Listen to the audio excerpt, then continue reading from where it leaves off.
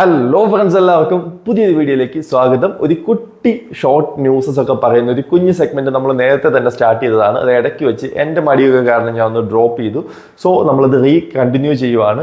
ഇത് 3ാമത്തെ എപ്പിസോഡാണ്. സോ നിങ്ങൾക്ക് എന്തെങ്കിലും സജഷൻസ് കാര്യങ്ങൾ നമ്മുടെ ഈ ഒരു പേര് മാറ്റണം, ടയർ ടോക്സ് എന്നുള്ള പേര് മാറ്റണം എന്നുണ്ടെങ്കിൽ നിങ്ങൾ ജസ്റ്റ് ഒന്ന് കമന്റ് ചെയ്യുക. നമുക്ക് ആദ്യത്തെ ന്യൂസിലേക്ക് പോവാം. കാറ് കച്ചവടം ഇന്ത്യയിൽ കുറച്ച് ഡിക്രീസ് ആയിട്ട് നിൽക്കുകയാണ്. സോ കാറ് ബ്രാൻഡുകളെല്ലാം കുറച്ച് സ്ട്രഗിളിലാണ്. നമുക്ക് കാണാം പല ബ്രാൻഡുകളും ഡിസ്കൗണ്ടുകൾ കൊടുക്കുന്നുണ്ട്. അതിൻ്റെ റീസൺ വേറൊന്നുമല്ല, 7 ലക്ഷത്തോളം കാറുകൾ പല ബ്രാൻഡുകളുടെ യാർഡുകളിലായിട്ട് കെട്ടിക്കിടക്കുകയാണ്. ഏകദേശം 74,000 കോടി രൂപ വെർത്ത് വരുന്ന കാറുകൾ പല ബ്രാൻഡുകളുടെ കയ്യിലായിട്ട് 10, 100, 1000, 10,000, ലക്ഷം, 10 ലക്ഷം, കോടി, 10 കോടി, 100 കോടി, 1000 കോടി, 10,000 കോടി, 12 അക്കൗണ്ട്. അതുകൊണ്ട് വലിയ രീതിയിലുള്ള ഡിസ്കൗണ്ട്സ് ഒക്കെ പല ബ്രാൻഡുകളും കൊടുക്കുന്നത് നമ്മൾ കാണുന്നുണ്ട്. മാത്രമല്ല ഇവരെല്ലാം അവരുടെ പ്രൊഡക്ഷനും കട്ട് ചെയ്തിട്ടുണ്ട്. 2ാമത്തെ ന്യൂസ് എന്ന് പറയുന്നത് സ്കോഡ കോഡിയാക്ക് അപ്ഡേറ്റഡ് ആയിട്ട് വരുന്നുണ്ട്. ARI ടെസ്റ്റിംഗ് പൂനെയിലൊക്കെ നടക്കുന്നുണ്ട്.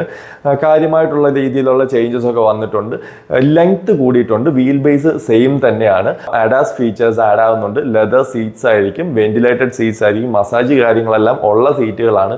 LED മെട്രിക് ഹെഡ് ലാമ്പുകളാണ് വരുന്നതെന്നാണ് പറയുന്നത്. ബാക്കിലെ ലൈറ്റ്സിലും ഡിഫറൻസ് വന്നിട്ടുണ്ട്. ബമ്പർ ഡിസൈൻ ഒക്കെ ചേഞ്ച് വന്നിട്ടുണ്ട്. 13 ഇഞ്ചിന്റെ ഫ്രീ ഫ്ലോട്ടിംഗ് ഡിസ്പ്ലേ എന്നാണ് പറയുന്നത്. ഫ്രീ ഫ്ലോട്ടിംഗ് എന്ന് പറഞ്ഞാൽ ഇങ്ങനെ ബാക്കിൽ നമ്മൾ TV LED ഒക്കെ വെക്കുന്ന രീതിയിൽ നമുക്ക് സൈഡിൽ നിന്ന് ബസൽസും കാര്യങ്ങളും ഒന്നും ഇല്ലാത്ത ടൈപ്പ് ഓഫ് LED ഡിസ്പ്ലേ ആയിരിക്കും എന്ന് പറയുന്നു. 10 ഇഞ്ചിന്റെ ഇൻസ്ട്രുമെന്റ് ക്ലസ്റ്റർ ഉണ്ടാവും. 9 എയർ ബാഗ്സ് വരുന്നുണ്ട്. സോ സേഫ്റ്റിയിലും മോശമൊന്നുമല്ല. കാൻട്ടൺ എന്ന് പറയുന്ന ബ്രാൻഡിന്റെ 14 സ്പീക്കേഴ്സ് വരുന്ന മ്യൂസിക് സിസ്റ്റം ആണ് വരുന്നത്. സോ ഒരു രക്ഷയില്ല, അടിപൊളിയായിരിക്കും. 190 കുതിരകളുടെ ശക്തിയും ഉണ്ടാകും. 320 Nm ടോക്കും ആയിരിക്കും ഈ വണ്ടിക്ക് കൊടുക്കുന്നത്. DCT 7 സ്പീഡാണ്. ഡീസലിനകത്ത് അവൈലബിൾ അല്ല. BMW, ബെൻസ്, ഓഡി തുടങ്ങിയ ബ്രാൻഡുകളൊക്കെ കുറച്ചൊന്ന് കഷ്ടപ്പെടാൻ പോവുകയാണ്. കാരണം വേറൊന്നുമല്ല, കഴിഞ്ഞ ദിവസം ഒരാൾ പോസ്റ്റ് ഇട്ടതാണ്. പുള്ളി BMW X1 വാങ്ങാനായിട്ട് പ്ലാൻ ചെയ്യുന്നുണ്ടായിരുന്നു. പുള്ളി അയോണിക് 5 ഒന്ന് കൺസിഡർ ചെയ്തു. ഫൈനലി അയോണിക് 5 അങ്ങ് എടുത്തു. ഇപ്പം പുള്ളിക്കാരൻ 10-16,000 കിലോമീറ്ററോളം വണ്ടി ഓടിച്ചതിന് ശേഷം ഭയങ്കര സാറ്റിസ്ഫൈഡ് ആണെന്നാണ് പറയുന്നത്. സിംഗിൾ ഡേയിൽ പുള്ളിക്കാരൻ 800 കിലോമീറ്റേഴ്സ് ട്രാവൽ ചെയ്തു. ഒരു പ്രാവശ്യം റീചാർജ് ചെയ്യേണ്ടി വന്നിട്ടുള്ളൂ. 1 കിലോമീറ്ററിന് ആവറേജ് 2 രൂപയിൽ താഴെ മാത്രമേ കോസ്റ്റ് വന്നിട്ടുള്ളൂ എന്ന് പറയുന്നു. പിന്നെ ആ ഒരു സെഗ്മെന്റിലേക്ക് വരുമ്പം പ്രീമിയം കാർസ് ഒക്കെ ആണെങ്കിലും പെർഫോമൻസ് കമ്പയർ ചെയ്യുവാണെങ്കിൽ EV കാർസിനെ വെച്ച് കമ്പയർ ചെയ്യുമ്പോൾ ഭയങ്കര കുറവായിരിക്കും പ്രീമിയം കാർസിന്റെ IC എൻജിൻസ് ഒക്കെ വരുന്നത്.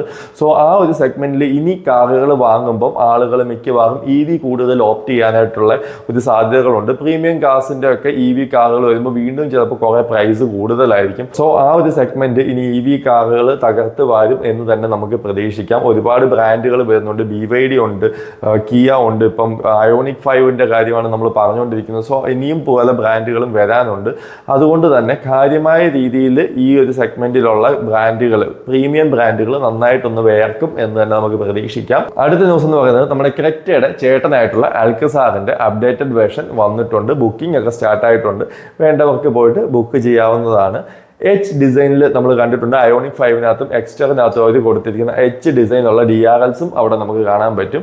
പഴയ ക്രെറ്റയും അതിന്റെ ആൽക്കസാറും തമ്മിൽ വലിയ ഡിഫറൻസ് ഒന്നും നമുക്ക് ഫീൽ ചെയ്യത്തില്ലായിരുന്നു ഒറ്റ നോട്ടത്തിൽ ഫ്രണ്ടിൽ നിന്ന് കാണുമ്പോൾ. ഇപ്പം ക്രെറ്റയായിട്ട് കുറച്ച് ഡിഫറൻസ് നമുക്ക് ആൽക്കസാറിനകത്ത് തോന്നുന്നുണ്ട്. മാത്രമല്ല ഇപ്പോഴത്തെ ഡിസൈൻ കുറച്ചും കൂടെ നീറ്റ് ആയ പോലെ എനിക്ക് തോന്നുന്നു. 1.5 ലിറ്റർ ക്രെറ്റയ്ക്കകത്ത് തന്നെ വരുന്ന സെയിം എഞ്ചിനാണ് ഇതിനകത്തും വരുന്നത്. അത് മാത്രമാണ് എനിക്കൊരു 2000 cc ആയിരുന്നെങ്കിൽ നല്ലതായിരുന്നു. പക്ഷേ 2000 cc അതിൻ്റെ മേളിലേക്ക് അല്ലെ 1.5 മേളിലേക്ക് വേണം എന്നുള്ളവർക്ക് അവിടെ ട്യൂസോൺ ഈസ് അവൈലബിൾ ആണ്.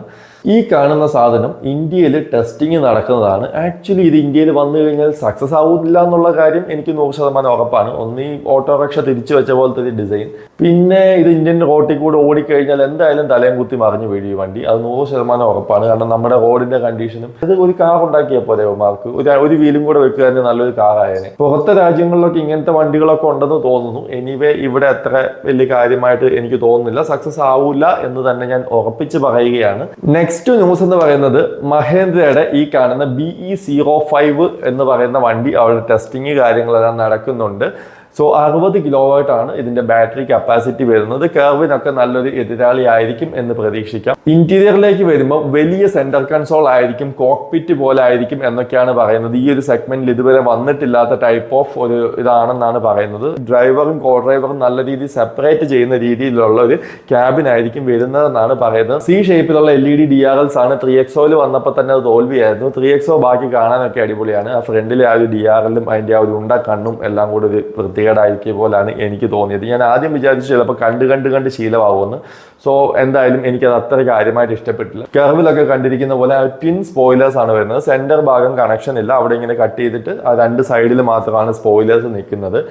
കർവിന്റെ ന്യൂസ് പറഞ്ഞപ്പോഴാണ് ടാറ്റ പറയുന്നു അവരുടെ നെക്സോൺ EV ബുക്ക് ചെയ്തിരുന്ന ആൾക്കാർ മൊത്തം അത് മാറിയിട്ട് കർവിലേക്ക് പോകുന്നു എന്ന് പറയുന്നു.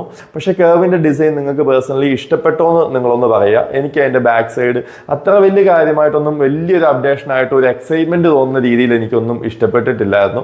കുറേ അധികം ഫീച്ചേഴ്സ് കാര്യങ്ങളെല്ലാം കാര്യം പറഞ്ഞ കർവിനകത്ത് നമുക്ക് കിട്ടുന്നുണ്ട്. എങ്കിൽ പോലും ഒരു എക്സൈറ്റ്മെന്റ് കാണുന്ന ഒരു എലമെന്റ് നമുക്ക് മേ ബി അത് നമ്മൾ കുറേ നാളുകളായിട്ട് കണ്ട് ഇപ്പോൾ വരും എന്ന് പറഞ്ഞ് ഇരുന്നത് കൊണ്ടായിരിക്കാം എനിക്കൊരു ഭയങ്കര ഒരു എക്സൈറ്റ്മെന്റ് എനിക്ക് നേരിട്ട് കണ്ടപ്പോഴും എനിക്ക് തോന്നിയില്ല. സോ എന്തായാലും കുറേ ആളുകൾ അതിലേക്ക് പോകുന്നുണ്ട്. ഓരോരുത്തരുടെ പേഴ്സണൽ ചോയ്സ് ആണ്. സോ നിങ്ങളുടെ അഭിപ്രായം പറ്റുവാണെങ്കിൽ ഒന്ന് കമന്റ് ഇട്ടേക്കുക. അടുത്ത ന്യൂസ് നോക്കാം.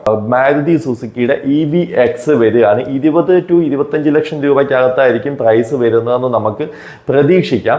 60 kW ബാറ്ററി ആയിരിക്കും വരിക. 500 km റേഞ്ചാണ് പറയുന്നത്. മാരുതി ആയതുകൊണ്ട് ചിലപ്പോൾ കിട്ടാനുള്ള സാധ്യതയുണ്ട്. കാരണം പെട്രോൾ കാറിനകത്ത് അവർ പറയുന്ന ഓൾമോസ്റ്റ് കിലോമീറ്റേഴ്സ് ഒക്കെ നമുക്ക് കിട്ടുന്നുണ്ട്. യൂറോപ്യൻ മാർക്കറ്റിലായിരിക്കും ആദ്യം വരിക. അതിന് കഴിഞ്ഞതിന് ശേഷം ഏഷ്യൻ മാർക്കറ്റ്, ഇന്ത്യയിലും ജപ്പാനിലും ഒക്കെ അതിന് ശേഷമായിരിക്കും വരുന്നത്.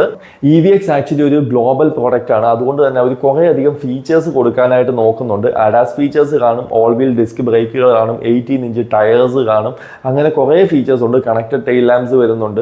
ആക്ച്വലി കണക്റ്റഡ് ടെയിൽ ലാംപ്സ് എനിക്ക് അത്ര കാര്യമായിട്ട് അങ്ങോട്ട് ഇഷ്ടമല്ല. കാര്യം ഇപ്പം എല്ലാവരും കൊണ്ടുവന്ന് മറ്റേ കുളിപ്പിച്ച് കൊച്ചില്ലാതായി എന്നുള്ള അവസ്ഥ. ദൂരെ നിന്ന് കാണുമ്പോൾ ഏത് വണ്ടിയാണെന്ന് നമുക്ക് മനസ്സിലാവുന്നില്ല. എല്ലാ വണ്ടിയിലും കണക്റ്റഡ് ടെയിൽ ലാംപ്സ് ആണ്. ബാക്കിലെ ഹാൻഡിൽസും കൊടുത്തിരിക്കുന്നത് പഴയ സ്വിഫ്റ്റിൽ കൊടുത്തിരുന്ന പോലെ സി പില്ലറിലാണ് ബാക്കിലെ ഹാൻഡിൽസ് കൊടുത്തിരിക്കുന്നത്. 360 ഡിഗ്രി ക്യാമറ, സൺറൂഫ്, അങ്ങനെ ഒട്ടുമിക്ക ഫീച്ചേഴ്സും കൊടുക്കാനായിട്ട് എന്തായാലും ശ്രമിച്ചിട്ടുണ്ട്. ആ ഒരു സെഗ്മെന്റിലേക്ക് വന്നിട്ട് ആ ഒരു സെഗ്മെന്റ് മാരുതി വന്നു കഴിഞ്ഞാൽ കുറെ ആൾക്കാർ എന്തായാലും മാരുതിയുടെ വണ്ടി തന്നെ എടുക്കുകയുള്ളൂ. അത് വേറൊന്നും ഉണ്ടല്ല, ആ ഒരു ട്രസ്റ്റ് അവർ കീപ്പ് ചെയ്യും എന്നുള്ളൊരു വിശ്വാസമാണ്. സോ നമുക്കും വിശ്വസിക്കാം എന്തായാലും മാരുതി അങ്ങനെ ഒരു മോശം പ്രോഡക്റ്റ് എന്തായാലും കൊണ്ട് ഇറക്കില്ല. സേഫ്റ്റിയിലും വലിയ മോശമൊന്നും ആയിരിക്കില്ല എന്ന് നമുക്ക് പ്രതീക്ഷിക്കാം. നമുക്ക് വലിയ ഗുണമൊന്നും ഇല്ലാത്ത ഒരു ന്യൂസ് പറയാം. ഫോർഡിന്റെ എവറസ്റ്റിന്റെ ട്രെമർ എഡിഷൻ എന്ന് പറയുന്ന ഒരു വേരിയന്റ് വന്നിരിക്കുകയാണ്. ഓഫ് റോഡിന് വേണ്ടി കുറച്ചും കൂടെ ഫോക്കസ്ഡ് ആയിട്ട് സസ്പെൻഷനും ടയേഴ്സും ഒക്കെ ഒന്ന് ട്യൂണും ചേഞ്ചും ഒക്കെ ചെയ്ത് വന്നിരിക്കുന്ന ഒരു വേരിയന്റ് ആണ്. നമുക്ക് കിട്ടുന്നില്ല, അത് മാത്രമല്ല പലർക്കും കിട്ടുന്നില്ല. ഓസ്ട്രേലിയൻ മാർക്കറ്റിന് വേണ്ടി മാത്രം എക്സ്ക്ലൂസീവ് ആയിട്ട് കൊണ്ടുവന്നിരിക്കുന്നതാണ്. എങ്കിൽ പോലും 43 ലക്ഷം രൂപ റേഞ്ചിലൊക്കെ അവിടെ വണ്ടി കിട്ടുമെന്നാണ് പറയുന്നത്. എന്നാലും ആ ഒരു പ്രൈസിന് അവിടെ ഉള്ള ഒരു ഭാഗ്യവാന്മാർ അവർക്ക് കിട്ടുന്നുണ്ട്, നമുക്ക് കിട്ടുന്നില്ല.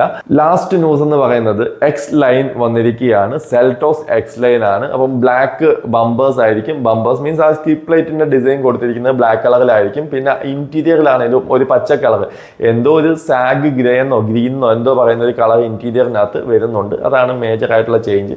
19 to 20 ലക്ഷം രൂപ എക്സ്ഷോറൂം ഒക്കെ പ്രൈസ് സ്റ്റാർട്ട് ചെയ്യുന്ന വേരിയൻസിനകത്താണ് ഇത് കിട്ടുന്നത്. സോ വേണ്ടവർക്ക് പോയി വാങ്ങാം. അങ്ങനെ നമ്മൾ ഈ വീഡിയോ ഇവിടെ ഇന്ന് തീർക്കുകയാണ്. ഞാൻ നേരത്തെ പറഞ്ഞ പോലെ നിങ്ങൾക്ക് അഭിപ്രായങ്ങളൊക്കെ ഒന്ന് കമന്റ് ചെയ്യുക. നമുക്ക് അടുത്ത വീഡിയോയിൽ വീണ്ടും കാണാം. Bye bye.